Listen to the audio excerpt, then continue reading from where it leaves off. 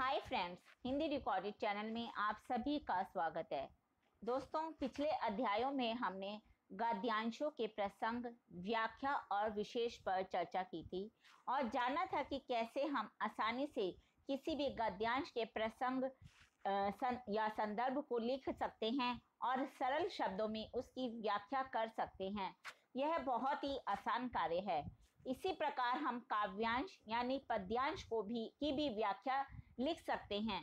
सबसे पहले मैं आपको बता देती हूँ कि पद्यांश का अर्थ होता है किसी भी कविता का अंश, इसलिए इसे काव्यांश भी कहा जाता है। देखा गया है कि ज़्यादातर विद्यार्थी गद्यांश की व्याख्या तो फिर भी लिख लेते हैं, परंतु काव्यांश की व्याख्या लिखने में वो थोड़ा इतना सहज नहीं हो पाते, जबकि काव्यांश की व्याख्या लिखना भी बहुत ही आसान कार्य है। इसके अंतर्गत क्या होता है कि हमारे कोर्स के मुताबिक कविता का कोई भी अंश दिया जाता है, जिसे करते वक्त हमें उसे ध्यान से पढ़ना होता है। कभी कभी यह दोबारा पढ़ने पर अच्छे से समझ आ जाता है। काव्यांश में लिखे हुए हर शब्द का अर्थ भी उसी में छुपा होता है, बस थोड़ा सा ध्यान देने की आवश्यकता होती है। और दोस्तों, संदर्भ या प्रसंग में आपको कविता का मतलब यह किस कविता से अंश लिया गया है और फिर इसके लेखक कौन है यह बताना होता है, और साथ ही संक्षेप में आपको यह बताना होता है कि इस अंश के द्वारा कवि क्या कहना चाहते हैं। फिर काव्यांश में आए हुए हर शब्द के अर्थ को समझते हुए सरल तथा सीमित शब्दों में व्याख्या लिखनी होती है। दोस्तों, यहाँ सीमित का मतलब यह है कि व्याख्या में हमें अपनी ओर से बढ़ा चढ़ाकर बातें नहीं लिखनी होती। तो दोस्तों, चलिए शुरू करते हैं अपना आज का अध्याय, काव्यांशों की संदर्भ सहित व्याख्या। और आज का मेरा पहला काव्यांश है, राष्ट्रगीत में भला कौन वह, भारत भाग्य विधाता है, फटा सुथन्ना पहने जिसका, गुण हर चरना गाता है, मखमल टमटम बल्लम तुरही, पगड़ी छत्र चमर के साथ, तोप छुड़ाकर ढोल बजाकर जय जय कौन कराता है, पूरब पश्चिम से आते हैं नंगे बुचे नरकंकाल, सिंहासन पर बैठा उनके तमगे कौन लगाता है, कौन कौन है वह जन गण मन। तो चलिए दोस्तों, हमने पढ़ा यह काव्यांश। अब हम सबसे पहले इसका संदर्भ या प्रसंग कैसे लिखना है उसको जानते हैं।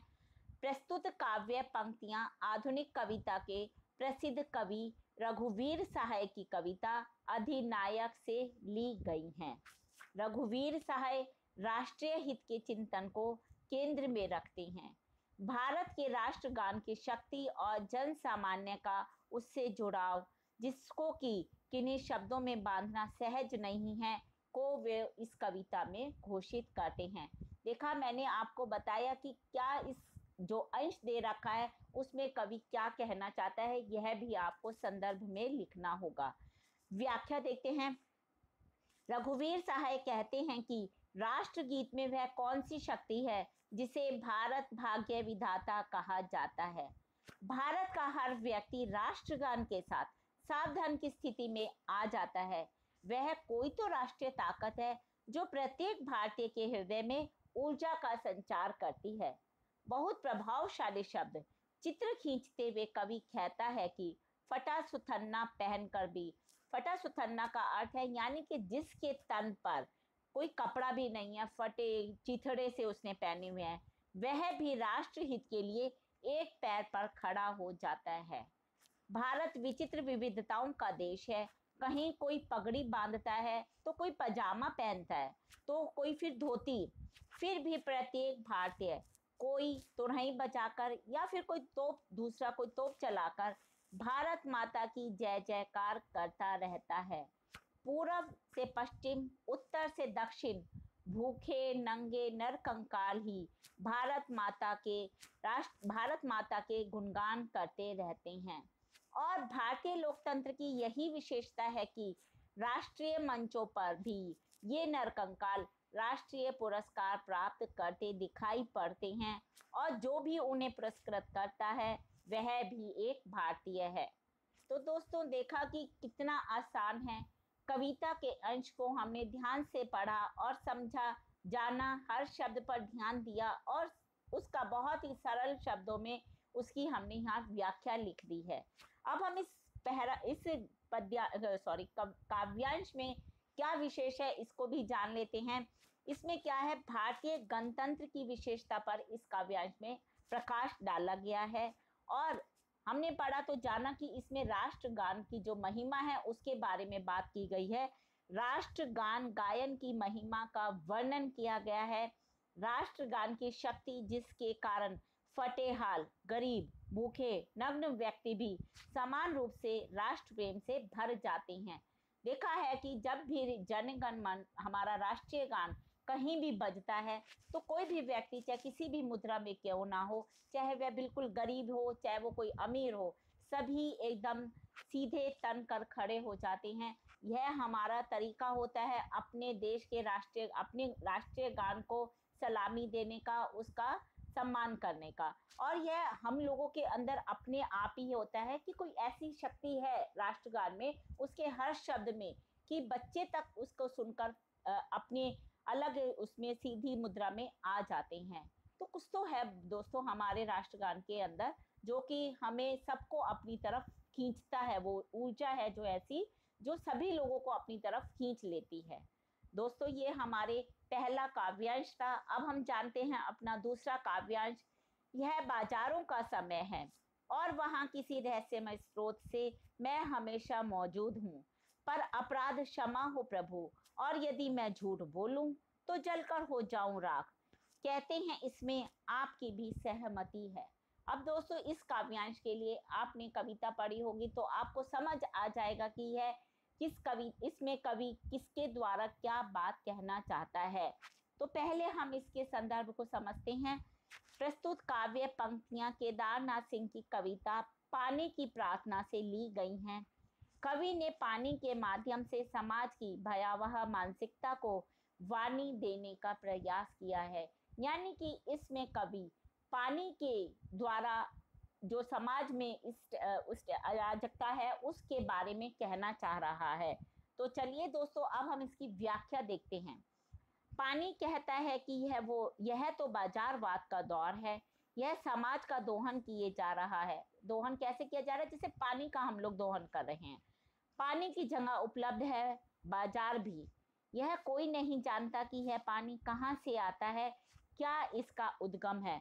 बावजूद इसके यह सर्वत्र उपलब्ध नहीं है। वहाँ जीवन नहीं है, पर समाज इस ओर से निश्चित है कि इसका निरर्थक दोहन ना करें। पानी की शिकायत प्रभु से भी है।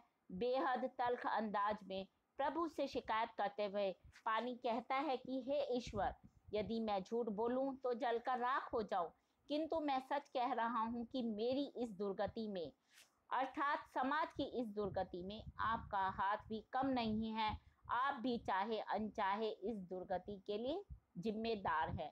मतलब पानी अपने शब्दों अपने द्वारा कहना चाह रहा है कि जिस तरह से आज पानी की बर्बादी हम कर रहे हैं, उसी तरह से समाज बाजारवाद, पूंजीवाद इस समाज को बर्बाद करने पर तुला हुआ है। अब हम देखते हैं कि इसमें क्या विशेष है। केदारनाथ सिंह प्रकृति चित्रण के कवि हैं। उन्हें प्रकृति के प्रत्येक तत्व की चिंता है। ऐसे में जल भी उनकी चिंता में समाहित होता है।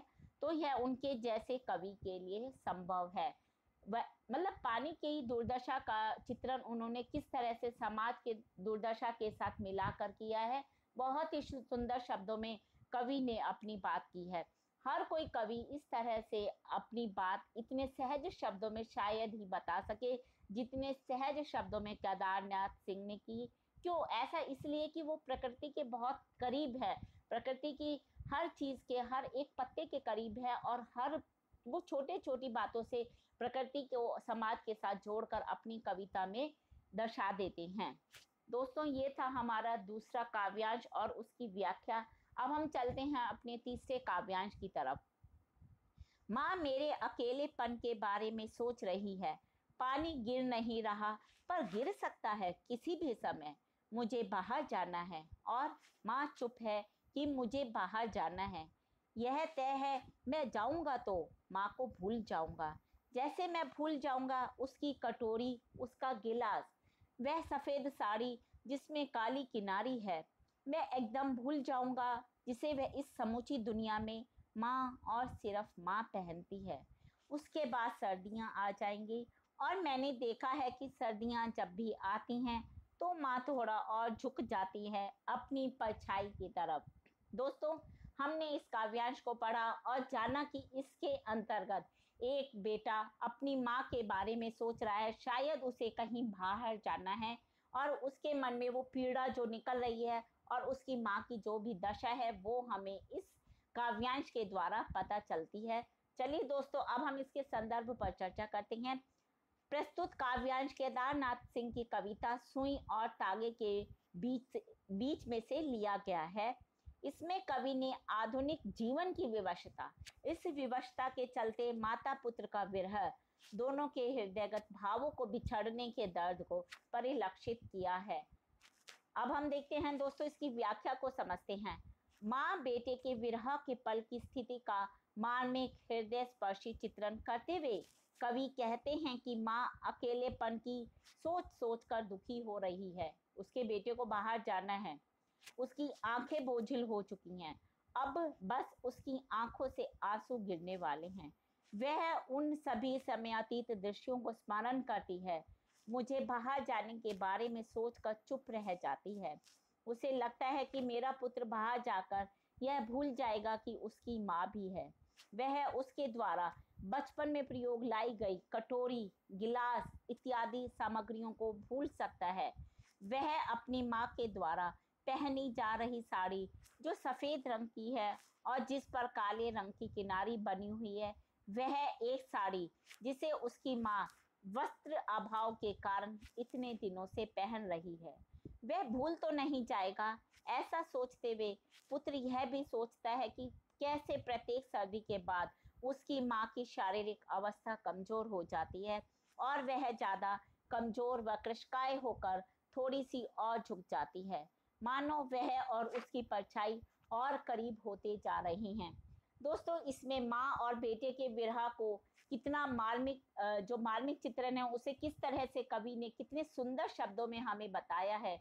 बेटे की मजबूरी है कि उसे कमाने के लिए घर से बाहर निकलना ही होगा और एक तरफ उसे अपनी माँ की दुर्दशा याद, माँ की दशा याद आती है तो उसे दर्द होता है। इधर माँ को भी चिंता है कि बेटा बाहर जाएगा तो उसे भूल जाएगा, माँ बुजुर्ग हो चुकी है, कैसे उसका बुढ़ापा कटेगा। और बेटे की मजबूरी है, यदि वह बाहर नहीं जाएगा तो कैसे कमा कर लाएगा। तो किस प्रकार हृदय स्पर्शी शब्दों में कवि ने अपनी बात माँ बेटे के विरह को कैसे सुंदर शब्दों में हमें बताया है। अब हम जानते हैं इस कविता में क्या विशेषता, इस काव्यांश में क्या विशेषता। बढ़ती भौतिकता और शहरीकरण की व्यवस्था से उपजी मानसिकता पर इसमें व्यंग करा है कवि ने।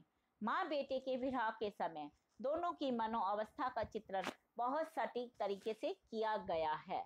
तो दोस्तों, आपने देखा कि कितना थोड़ा सा ध्यान देकर कितना आसान है काव्यांश की व्याख्या लिखना। कविता के शब्द बहुत अच्छे होते हैं, बहुत आसान होते हैं, जिसे हम ध्यान से जब पढ़ते हैं तो हमें हर शब्द का अर्थ उसी शब्द में मिल जाता है और फिर हमारे लिए व्याख्या करना कोई मुश्किल काम नहीं होता। और रही इसके लेखक के नाम याद करने की, यदि जब भी आप कविता पढ़ते हैं ध्यान से लेखक का नाम पढ़ लीजिएगा, आपको 2 बार पढ़ने से वो याद रह जाएगा। बहुत आसान है, सिर्फ थोड़ा सा ध्यान देने की जरूरत है। विद्यार्थी पता नहीं क्यों काव्यांश की व्याख्या करने से थोड़ा घबराते हैं, लेकिन ऐसा नहीं है। हम आगे के अध्यायों में भी और भी काव्यांश की व्याख्या पर चर्चा करेंगे ताकि आप समझ सकें कि यह काम बहुत आसान है करना। तो दोस्तों, उसके लिए आपको मेरे इस चैनल को लाइक और सब्सक्राइब करना होगा। धन्यवाद दोस्तों, आपका दिन शुभ हो।